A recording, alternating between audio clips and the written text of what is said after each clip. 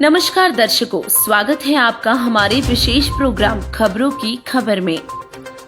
हर बार की तरह इस बार भी हम आपके लिए एक ऐसी खबर लाए हैं जिससे आपको खबर के साथ साथ उसकी विस्तृत जानकारी भी मिलेगी। दोस्तों, अगस्त का महीना हमारे लिए कुछ ऐसी यादें लाता है जिसे हम अपने दिलों में बनाए रखते हैं। हमेशा उन दिनों पर कुछ खास किया जाता है जिससे वो याद हमेशा यादगार बनी रहे और हमारी आगे की पीढ़ी भी उसे याद रखे। श्रावण मास के इस महीने में रक्षाबंधन, तीज, आजादी दिवस और नागपंचमी जैसे यादगार त्योहार आते हैं जो बरसों से चले आ रहे हैं और मनाए भी जा रहे हैं। इसी महीने में मुसलमान धर्म का भी एक पर्व शामिल है जिसका नाम है मुहर्रम। इस वर्ष अंग्रेजी कैलेंडर के अनुसार मुहर्रम का महीना 9 अगस्त से शुरू हो चुका है। मुहर्रम का महीना शुरू होने के 10वें दिन अशूरा होता है। उस दिन इस वर्ष 20 अगस्त को मुहर्रम मनाया जाएगा। तो आज हम बात करेंगे मुहर्रम की और आपको बताएंगे मुहर्रम का इतिहास। मुहर्रम क्या है और क्यों मनाया जाता है, कब से मनाया जा रहा है और कब तक मनाया जाता है, मुहर्रम की आखिर क्या कहानी है और क्या है मुहर्रम का इतिहास। इसी खबर में हम आपको इन सभी प्रश्नों के उत्तर देंगे और परिचित करवाएंगे उन राजों से जिसके बारे में बहुत ही कम लोग जानते हैं और अंत में कुछ ऐसी सच्चाई पेश करेंगे जो आपके होश उड़ा देगी। तो आइए सबसे पहले जानते हैं कि मुहर्रम आखिर क्या है। माह-ए-मुहर्रम इस्लामिक कैलेंडर के पहले महीने का नाम है और इसी महीने के पहले दिन से इस्लाम का नया वर्ष प्रारंभ होता है। इस्लामिक कैलेंडर के पहले महीने यानी मुहर्रम को बहुत ही महत्वपूर्ण महीना माना जाता है और इस महीने के 10 तारीख को रोज़े अशूरा कहा जाता है। इस पर्व की खास बात ये है कि ये पर्व बाकी पर्वों से बिल्कुल अलग है क्योंकि यह पर्व खुशी की बजाय मातम के रूप में मनाया जाता है। 1341 वर्ष पहले मुहर्रम महीने की 10वीं तारीख को पैगंबर मोहम्मद के नाती हजरत हुसैन का कत्ल किया गया था और इसी कारण इस्लाम में इस्लामिक कैलेंडर के पहले महीने मुहर्रम का 10वां दिन शिया और सुन्नी मुसलमानों द्वारा मातम के रूप में मनाया जाता है। तो क्या आप जानते हैं कि मुहर्रम के दिन क्या किया जाता है? यदि नहीं तो सुनिए। प्रत्येक वर्ष मुहर्रम के दिन को इस्लाम धर्म के प्रवर्तक पैगंबर हजरत मोहम्मद साहब के नवासे हजरत इमाम हुसैन की शहादत को याद करने और शोक मनाने के लिए याद किया जाता है। मुहर्रम यह एक त्योहार नहीं है बल्कि मुसलमानों के हिजरी वर्ष का यह पहला महीना है जिसे शहादत का महीना कहा जाता है।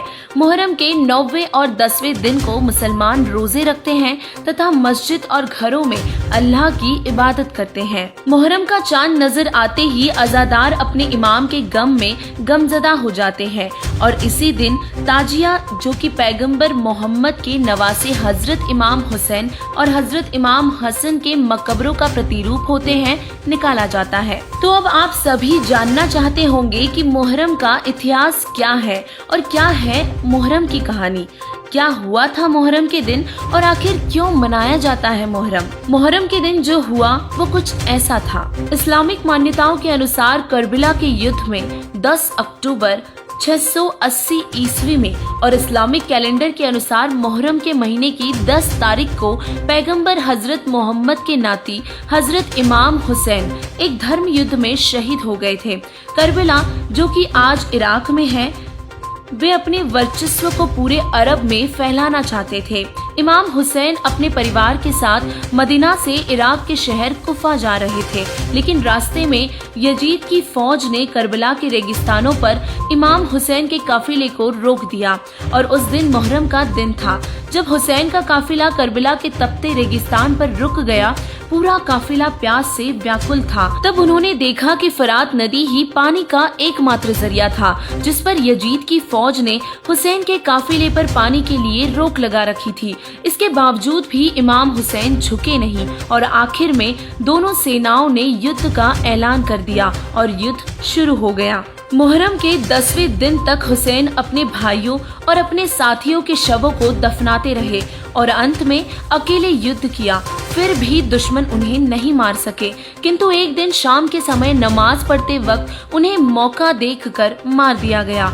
करबला के मैदान में 72 जनीसारों के साथ हजरत इमाम हुसैन शहीद हुए और तभी से शहादत को याद किया जाता है। इसीलिए मुहर्रम के पहले महीने के 10वें दिन को हजरत इमाम हुसैन की शहादत को याद करते हुए मातम के रूप में मनाया जाता है। मुहर्रम के 10वें दिन को मुस्लिम लोग रोजा रखते हैं और इस दिन शिया मुसलमान काले कपड़े पहनकर जुलूस निकालते हैं और इमाम हुसैन ने जो इंसानियत के लिए पैगाम दिए हैं उन्हें लोगों तक पहुंचाते हैं और इस प्रकार मुहर्रम का दिन मनाया जाता है। तो अब यहाँ विचार करने की बात ये है कि अल्लाह की बंदगी बस एक ही दिन क्यों या कुछ ही दिन क्यों, आखिर हमेशा क्यों नहीं, और क्या रोजे रखने से कुछ लाभ हो सकता है? इसके विषय में हम यही कहेंगे कि अल्लाह की बंदगी तो 8 पहर और सोते जागते करनी चाहिए। अल्लाह की बंदगी का कोई महीना या विशेष दिन नहीं होता। अल्लाह की बंदगी पूर्ण तत्वदर्शी संत, जिसे कुरान के सूरत फुरकान 25.59 में बाखबर कहा है, के द्वारा बताई साधना विधि से की जा सकती है। इस्लाम धर्म की एक पवित्र पुस्तक है पवित्र कुरान शरीफ, जिसके बारे में सभी जानते हैं। पवित्र कुरान शरीफ में हमें ऐसे प्रमाण मिले जो कुछ नया ही सामने लाते हैं। अब हम आपको उन्हीं प्रमाणों से परिचित करवाने वाले हैं। कुरान शरीफ सूरह अल फुरकान 25 आयत 52 से 59 देखिएगा। आयत 52 से 59 में प्रमाण मिलता है कि अल्लाह अकबर कबीर है, वो अल्लाह रहमान है और हमारे गुनाहों से काफी खबरदार है। उसकी जानकारी किसी बाखबर से लो, और वो लोग तो काफिर ही हैं जो अल्लाह कबीर को अल्लाह नहीं मानते और अल्लाह से मुंह मोड़े हुए हैं। तुम ऐसों का यानी काफिरों का कहाँ न मानना जो अल्लाह कबीर को अल्लाह नहीं मानते, और उनका सामना अर्थात उनसे संघर्ष बड़े जोर से करो। इससे ये बात तो स्पष्ट होती है कि अल्लाह का नाम कबीर है, पाप नाशक है और पूजनीय है, और अल्लाह की पूरी जानकारी के लिए किसी बाखबर संत की तलाश करनी होगी और उसकी शरण में जाने से ही सबका कल्याण होगा। अल्लाह कबीर की प्राप्ति रोजे रखने या जीव हत्या करने से नहीं होगी, बल्कि जीव हत्या से अल्लाह रुष्ट होता है। अल्लाह कबीर के बारे में केवल बाखबर यानी कि तत्वदर्शी संत ही बता सकता है। सूरत अल फुरकान 25.59 में कहा है कि 6 दिन में सृष्टि रचकर 7वें दिन तख्त पर जा विराजने वाला कोई और नहीं बल्कि अल्लाह कबीर ही है। उसके बारे में किसी इल्म वाले या बाखबर से पूछो। दर्शकों, ये सब ज्ञान जानकर आपको बहुत ही हैरानी हुई होगी, परंतु अब आगे जो हम आपको बताएंगे वो सुनकर तो आपके होश ही उड़ जाएंगे। जी हाँ, हम आपको बताने जा रहे हैं बाखबर संत के विषय में, जिसके विषय में पवित्र कुरान शरीफ संकेत कर रही है।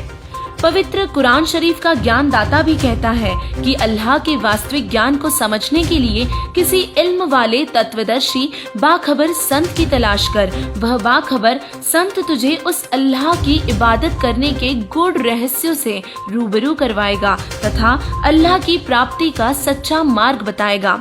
वो बाखबर संत जगत गुरु तत्वदर्शी संत रामपाल जी महाराज जी ही हैं। यही वो इल्म वाला बाखबर है जिसे सभी सदग्रंथों का ज्ञान है और जो सूक्ष्म वेद का भी ज्ञाता है। यही वो महान संत है जिसे अल्लाह ने अंतिम पैगंबर बनाकर भेजा है, और यही वो तत्वदर्शी संत है जो हमें वो सब लाभ दे सकते हैं जो अल्लाह ताला देता है।